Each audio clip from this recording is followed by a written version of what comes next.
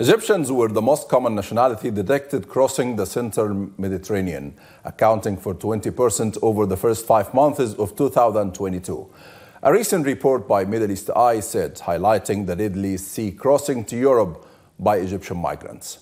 Joining me now, Heyerst, the journalist behind this important report. Welcome to the show, Catherine, and thank you for joining me today.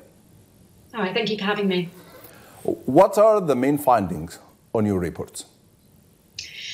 The main findings were, as you say, that Egyptian arrivals as a proportion of total disembarkations in Europe have peaked in February 2022. I spoke to 3 men who had made it over recently to Italy, and my understanding is that the crossing from Egypt through to Libya and then across the central Mediterranean is the main migration route for many Egyptian migrants. This is partly due to the securing of the Egyptian coastline after the Rashid disaster, which killed, I think, something like 200 people in 2016. Since then, EU money has flowed in to secure that border. So boats, there have been a negligible number of boats. There have been boats leaving that coastline, but the most common route is through Libya and then across the central Mediterranean via smuggling routes.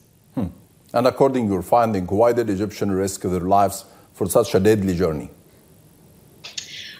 The driving factor appears to be, this was what all the men I spoke to said, but also I spoke to Amnesty researcher Hussein Baoumi, who interviewed many young Egyptian men in Libya.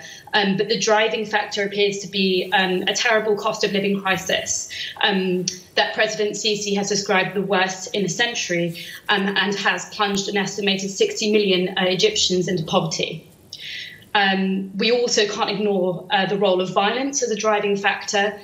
Human Rights Watch has documented widespread use of enforced disappearances and extrajudicial killings as part of the National Security Agency's war on terror.